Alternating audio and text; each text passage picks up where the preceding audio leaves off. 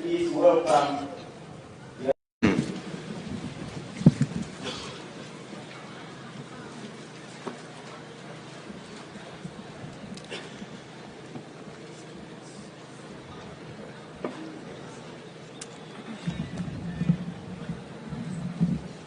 the Chancellor of Masinde Muliro University of Science and Technology, Cabinet Secretaries present, Principal Secretaries, Chair of Council, Madam Jane Musangi, members of the University Council, the Governor of Kakamega County and other governors present, members of the National Assembly and County Assembly, Vice Chancellors present here, and Vice Chancellors also of other universities, Deputy Vice Chancellors, Deans and Directors, staff and students, distinguished graduates, ladies and gentlemen, good morning.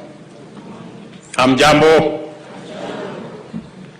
It's an honor for me to join you on the 18th graduation ceremony of this great and promising institution.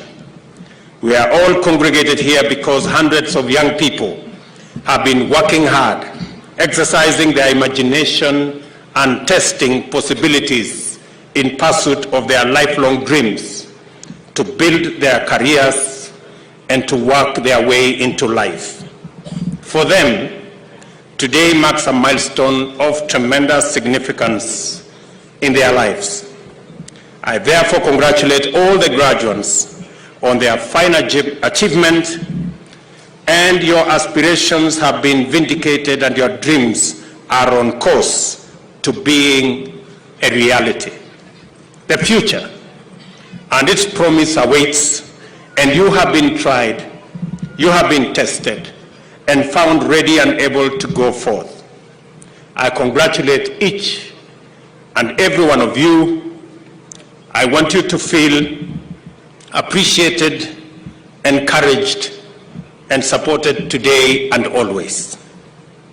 I also commend the entire Masinde Muliro University of Science and Technology for all the efforts you have made, and you have also invested over the years to ensure that the graduates here and the rest of the student fraternity receive academic and co-curricular services necessary to transform school leavers into graduates and graduates into postgraduates, all the way to the postdoctoral levels.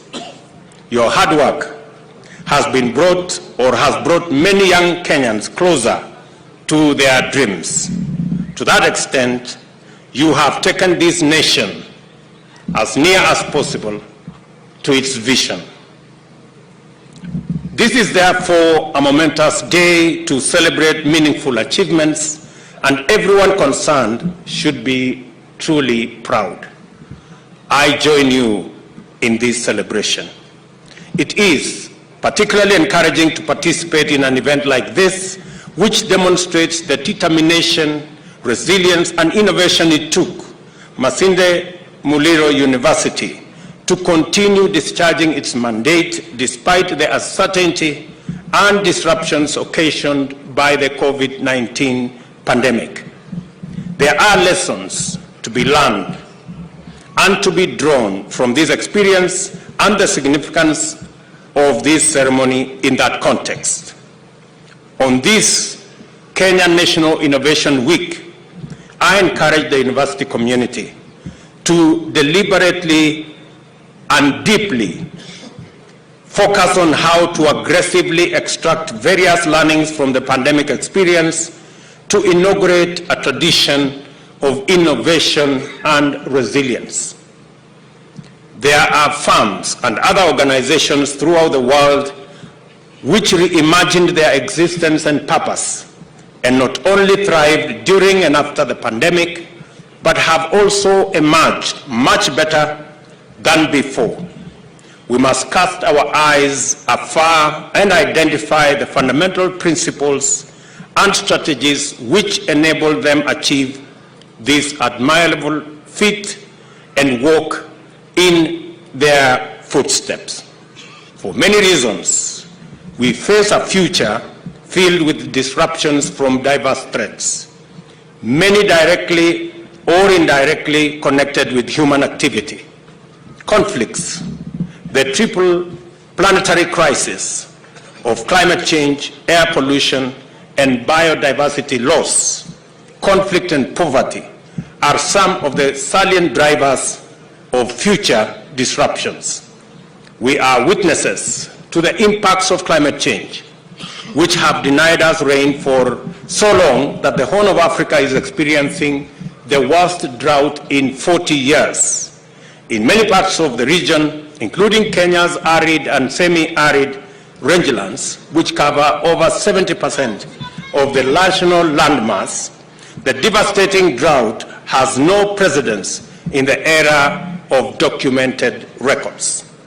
Even so, it is our crucial mandate to establish a sustainable capacity as a nation, as communities, and as individuals, and face the future with a confidence despite the knowledge that diverse adverse events, many beyond our control, always confront us. This capacity lies in building resilience and developing appropriate innovations to enable us detect, warn, prevent, mitigate, and recover from disruptive events. I make this call in recognition that I am in an institution that is proudly committed to the discipline of science and technology, engineering, technical and vocational education and training, and health sciences.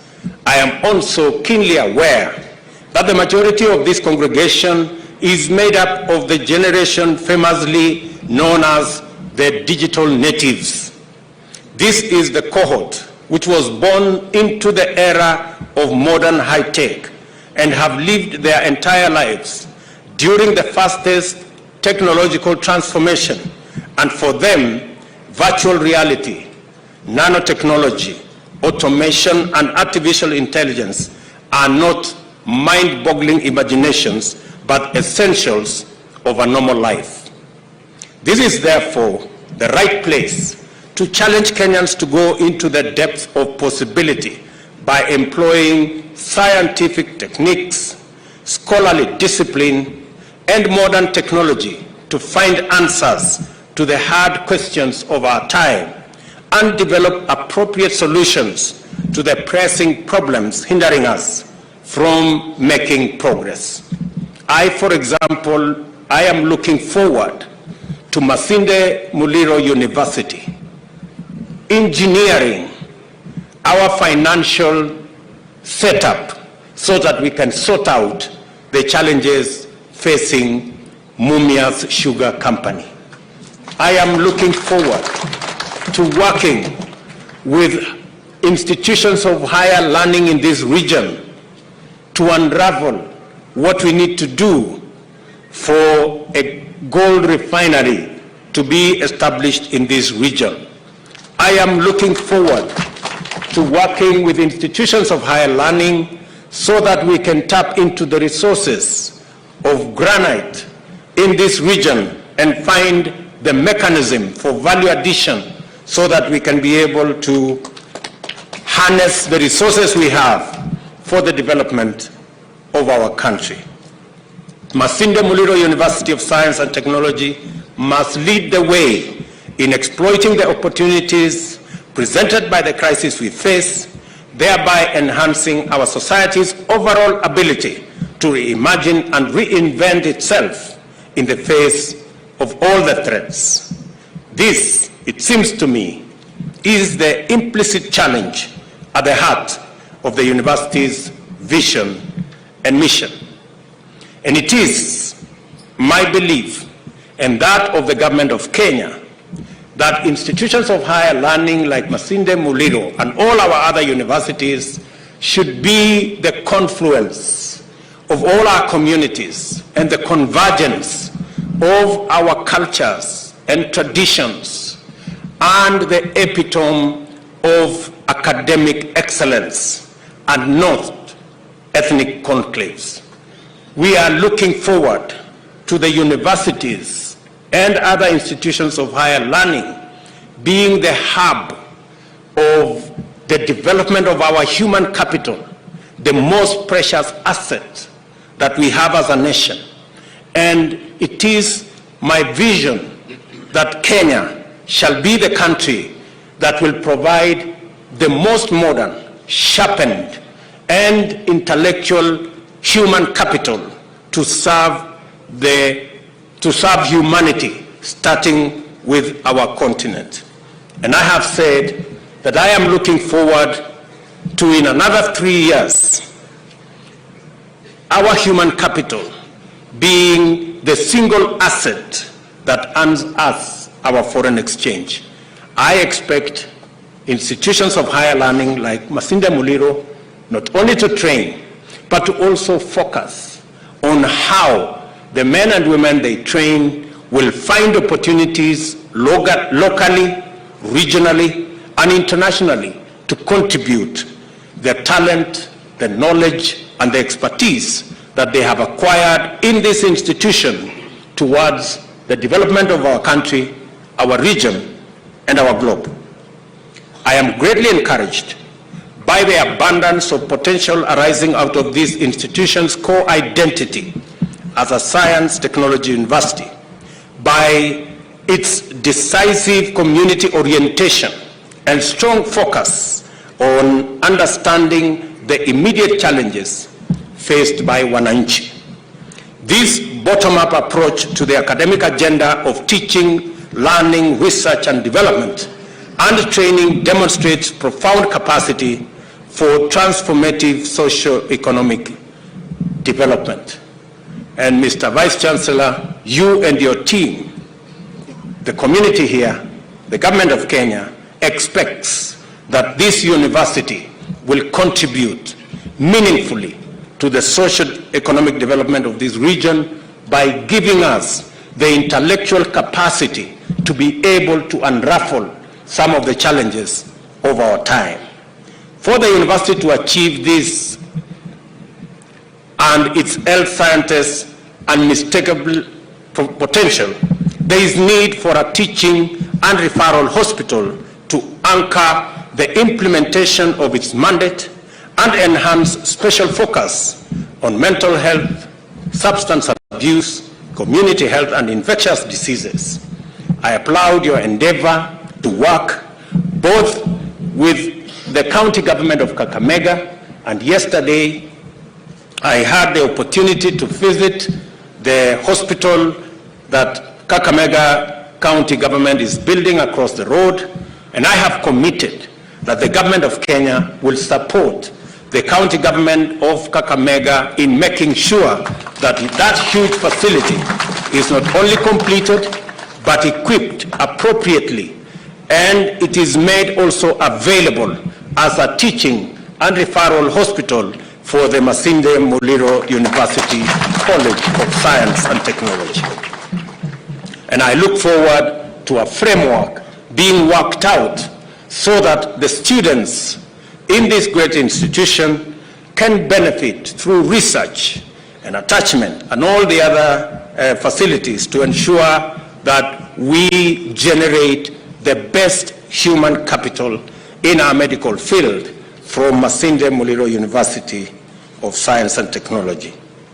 I also applaud your endeavor to work with and within the Kenya-UK Health Alliance, especially in connection with the Universal Health Coverage Agenda. Again, this facility will be discussed shortly by Cabinet. Minister Machogu is already seized of this matter so that we can improve not only the working environment, not only the physical facilities, but also the connectivity of this university to other universities across the globe and build the synergy that will improve the courses undertaken here, the training that takes place here, and globalize the graduates that will come out of this university.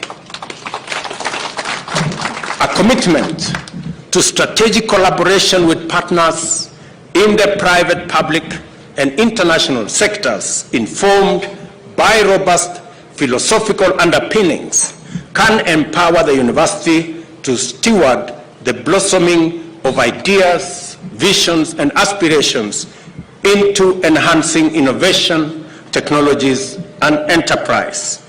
It is through such partnerships that the university can begin to supplement its funding by producing commercially exploitable research, innovations, and other entities that can be transformed into large, transformative enterprises and impactful, high-quality consultancies. In the final analysis, this application of the university's natural advantages will contribute to socio-economic development of this region, of our country, and globally. Additionally, private-public partnerships can help address persistent challenges by increasing capacity in student accommodation and enhancing the quality of other services to international standards.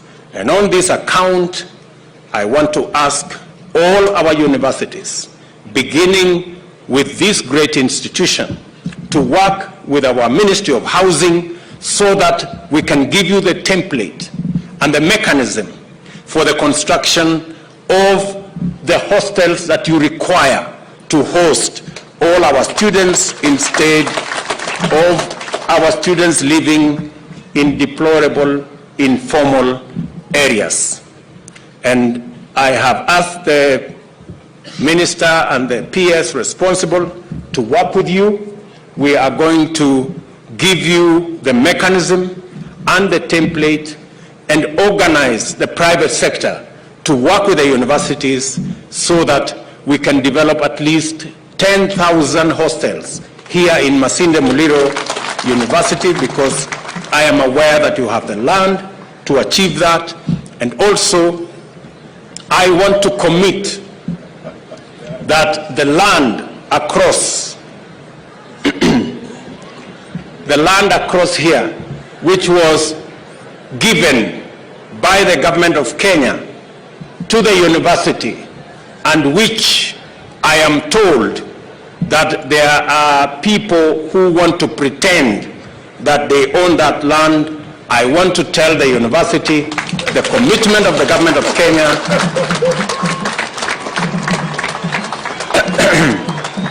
is that the 16 acres that is just across where we are standing will be the property of Masinde Muliro University of Science and Technology, because the government of Kenya has already given alternative land to our agricultural community that originally owned that piece of land, and therefore the university can take charge of that land as we prepare to give you the instruments of ownership, including the titling of that area. I have directed my Cabinet Secretary for Education to be on standby to effectively represent government in discussions and other efforts to resolve issues facing the education sector in general or any of its individual stakeholders, including this great university. We are committed to do our part in making sure that Masinde Muliro University of Science and Technology and other institutions of higher learning and research are facilitated to fulfill their part in transforming Kenya. I'm also aware that a matter has been raised about a bridge to enable the students cross over to the other side without the dangers of the road across, and I will do the needful to make sure that a bridge is constructed so that the students in this university can live around here without the dangers of accidents. As I congratulate once again the graduates, I urge each one of you to take very seriously what you have learned in this institution and your power to contribute meaningfully and produce positive change in our country. By surmounting the COVID-19 disruptions to graduate in time, you have demonstrated courage, focus, and resilience, qualities which will stand you in good stead throughout your careers. I encourage you to go forth and serve and build and create and innovate your way into success. You will always be challenged to exercise great judgment, imagination, and integrity. Do not fall short. You carry the hopes of many generations, present and future, that our nation will rise to the fullest extent of its promised greatness in our lifetime. The government of Kenya, I repeat, is committed to investing resources to create conditions for you to seize your opportunities and exercise your capabilities. When the time comes, go for it and do your best. I wish you success in your future endeavors. May God's blessings follow you on your life's journey. Asanteni sana, and may God bless you.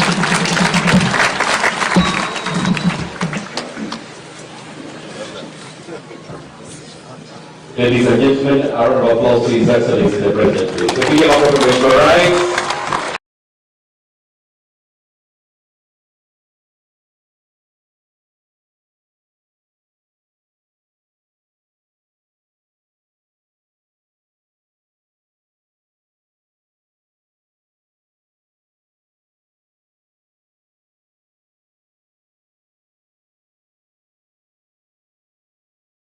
Absente. And now the conferment of Honoris Causa, Bwana Vice Chancellor, sir.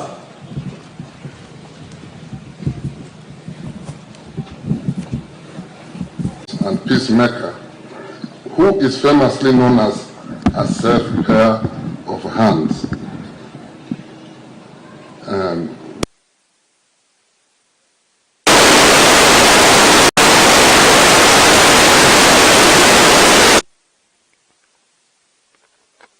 Musalia Mudavadi, EGH, the son of a prominent politician of his time, was born in Sabatia on 21st, 1960. At an early age, he learned the intricacies of his leadership and the need for peace at all material times. He would then become a member of parliament at the age of 28 when he was elected and opposed in a by-election in Sabatia constituency, which was occasioned by the death of his father, and went on to retain the seat a record 4 times. Ladies and gentlemen, with the knowledge he gained from studies in economics at the University of Nairobi, he became a public servant by excellence, serving for over 19 years in 6 ministries and eventually ending up as a vice president, deputy prime minister, and now a prime cabinet secretary. Many a time, his approach to politics has served to lower political temperatures that would otherwise precipitate election-related ethnic tension and polarization in the country. The lowering of political temperatures prescribes and instills positive peace as it builds on societal attitudes that foster lasting peace. He intrinsically exhibits non-aggressive and non-violent behavior in his career and political life. It is these traits and persona that easily predispose him as a promoter of peace that results in sustainable human security and development. In his own words, if people take peace for granted and want violence, the consequences will be unbearable. His Excellency Wycliffe Musalia Mudavadi, EGH, was raised by a Quaker Christian. This undoubtedly influenced his life in many respects to expose humility, pacifism, and the trustworthiness on which peace building is grounded. The Quaker faith values include simplicity, peace, integrity, community, equality, and stewardship. His Christian upbringing accounts for a disciplined and pragmatic approach that has earned him the moniker of the gentleman of Kenyan politics. Ladies and gentlemen, Kenyans remember with trepidation the ravaged economy in the 1990s. Regarded as one of the finest finance ministers, he is credited with saving the country from runaway inflation and judiciously stabilizing the economy of this country, which was in tatters. Guided by sustainability ideals, in less than 5 years, between January 1993 and December 1997, he ended the notorious pillaging at the Central Bank of Kenya, reduced inflation rate from 50% to a single digit, and was able to establish the autonomy of the Central Bank of Kenya that laid the foundation for managing the domestic debt. The pinnacle of his peacemaking effort was demonstrated when he was named the team leader of the ODM side in the Kofi Annan mediation team during the 2007 to 2008 post-election violence in Kenya. He was the chairman of the Orange Democratic Movement contingent at what became known as the Serena Corps.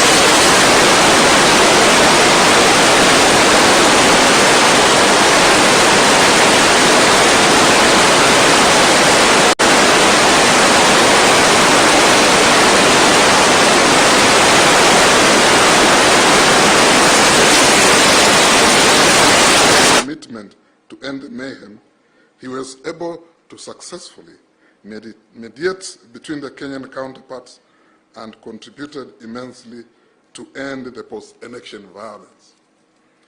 It suffices for us to conclude that his contribution to ending the violence was a huge relief to Kenyans, since it re-established and restored dignity among Kenyans and improved the well-being of those who had been confined to the internally displaced persons, that's IDP camps.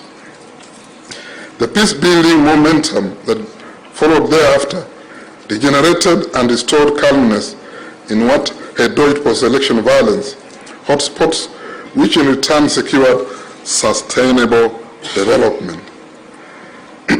This appraises His Excellency Wycliffe Musalia Mudavadi, ECH, into a continuum of persons of extraordinary caliber in peace building and sustainable development. Ladies and gentlemen, in 1999 to 2002, His Excellency Wycliffe Musalia Mudavadi, EGH, as the Minister for Transport and Communication, spearheaded the liberalization of the communications sector through an act of parliament that led to the establishment of the Communications Commission of Kenya. Through this act of boldness and innovation towards an open and competitive telecommunications market, he placed instruments and infrastructure for improved communications and e-commerce. Kenyans can now gladly enjoy over 50 television stations and 190 radio stations and mobile phone operations, which has changed their lives in many ways, including provision of employment opportunities, increased business prospects through advertisements, and increased democratic space, among others. These avenues of sustainable livelihoods have created and secured trajectories for sustainable development and expanded space to propagate peace-building initiatives. His Excellency Wycliffe Musalia Mudavadi, EGH, while serving as the Minister of Local Government, is credited with the introduction of sessional paper on devolved government under the Constitution of Kenya 2010 to address equitable sharing of public resources. The paper lay guidelines on the implementation of mechanism for devolved system of government as envisaged in the Constitution of Kenya, 2010, and the administrative actions needed to implement the devolved system of government. It is through this paper that the foundation on how devolution will develop robust governance and economic institution with relevant dimension to nurture a cohesive and united Kenya was developed. The implementation process and the risk management framework is also documented in the paper. Throughout his life, Wycliffe Musalia Mudavadi, EGH, has advocated for poverty alleviation through improvement of education, provision of health facilities, and economic investment of programs. He has collaborated with international organizations to promote and implement development projects in education, entrepreneurship, youth, and peace initiatives. The Mudavadi Memorial Foundation Trust Fund has responded to many societal needs through one-on-one donations, mobilized seed capital, and capacity building to nurture entrepreneurial culture among those targeted for interventions. The trust focuses on individuals' development and well-being, but not limited to education, health, and socio-economic development. It can safely be concluded that it has touched many lives, hence led to improved human security, which is very critical for sustainable peace and development. His Excellency Wycliffe Musalia Mudavadi, EGH, has therefore distinguished himself as a benevolent personality through humanitarian assistance and has become an indispensable element of the force that binds people together and gives hope to many. According to him, there is no dignity in poverty. Poverty is dehumanizing, and we must work towards eliminating poverty through equitable allocation of natural resources. Ladies and gentlemen, pursuant to the Masinde Muliro University of Science and Technology, Statute 47, Section 1(4), and Statute 48, Section 1(5), and in recognition of these immense accomplishments in peace and sustainable development, his tangible achievement as a person and as a public officer, exemplary service to humanity, extensive benevolence, and charitable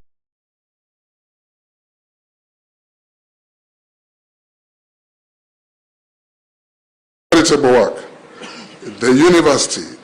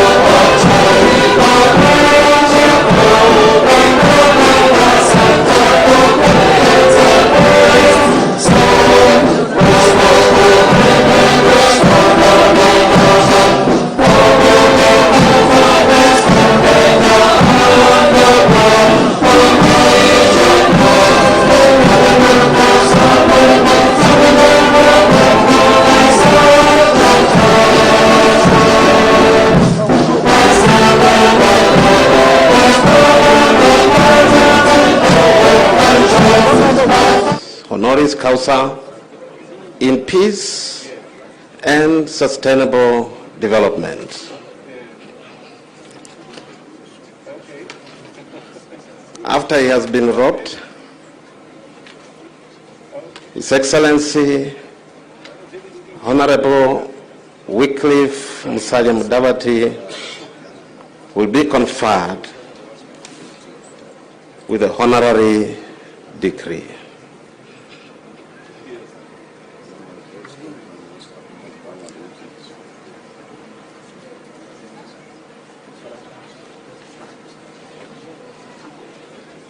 May I now humbly invite the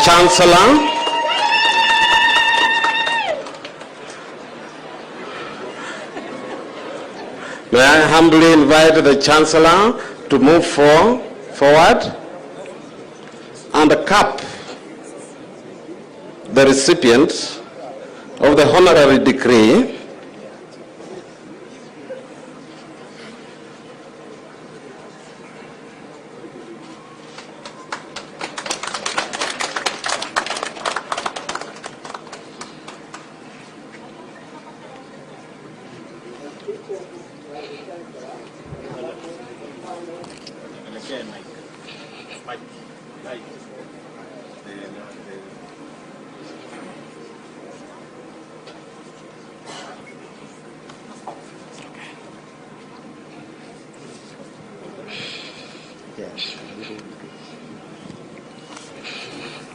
I admit you to the honorary degree of Doctor of Humane Letters honoris causa in Peace and Sustainable Development of Masinde Muliro University of Science and Technology, and by my authority and that of the entire university, give power to read and to do all that appertains to this degree.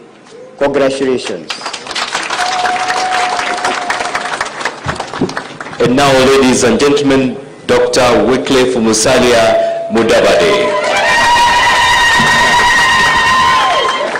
So once again, and you deserve it. I can testify that. And now His Excellency will receive some flowers. Thank you. Tumpongeze kwa makofi tafadhali. Thank you. Can we have a moment of photo for the Council Chair, the Vice Chair, in that order, with His Excellency, the President, and the spouse.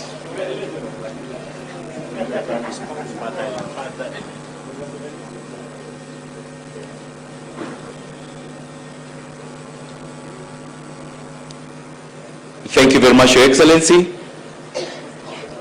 And now the spouse. Thank you.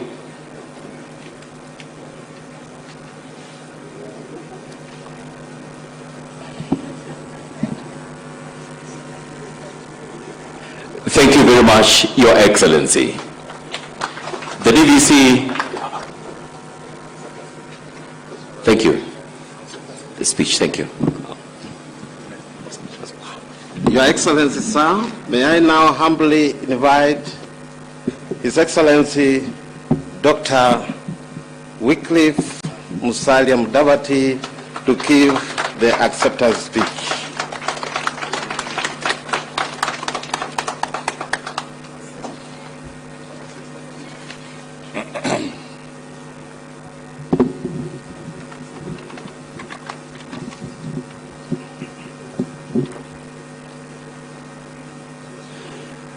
Your Excellency, the President of the Republic of Kenya and Commander-in-Chief of the Defense Forces, the Chancellor, the Speaker of the National Assembly, Honorable Moses Masika Wetangula, Your Excellencies, the Governors, the University Council, the Vice Chancellor, members of the University Management Board, invited guests, distinguished ladies and gentlemen, parents, and fellow graduates. It It is with deep humility that I accept this great honor, the Doctor Honoris Causa, from this great university. It is such a significant coincidence that the honor bestowed upon me is from MUST, a university named after one of the great nationalists of this country, the late Honorable Masinde Muliro. My most sincere gratitude goes to the MUST leadership for this honorary doctorate. I promise to live up to the ideals and expectations of the honor. In many ways, this honor reflects the efforts of the Kenyan people of all walks of life, who for the last 59 years have worked together to restore peace, security, national unity, and reconciliation. In their endeavors, these Kenyans have managed to overcome serious adversity to usher in our nation's collective aspirations for unity and sustainable development. Ladies and gentlemen, living up to the positive ideals of the founding fathers of our nation has always been my inspiration. Since independence, there have been changes that have propelled our people to a higher level of development. Sometimes we have been peaceful, but at times our development has been accompanied by crisis and upheaval. To manage and influence our people in a collectively beneficial manner, we need long-term vision. Each of us, as leaders, need to understand our society's situation, out of which we are called upon to motivate our people to keep peace and work towards sustainable prosperity. At this juncture, let me extend my warm greetings and congratulations to all of you, my fellow graduates, as you set out on the next steps of your journey and as you cross many more milestones that mark your achievements. Proudly recall the values that MUST gave you and how it empowered you for success. Use it for the betterment of society. Last, I dedicate this honorary degree bestowed on me today to those that have believed in me over the years, and that includes my wife Tessie, and to all those who have been injured in our country in the struggle for peace. May we all rise and maintain a minute of silence in their memory. Kindly, 1 minute silence.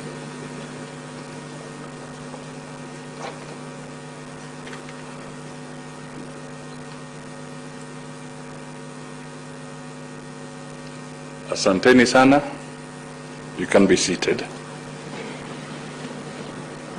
Lastly, let me just say that as I listened to the citation, I was touched, and may it go on record that in that peace initiative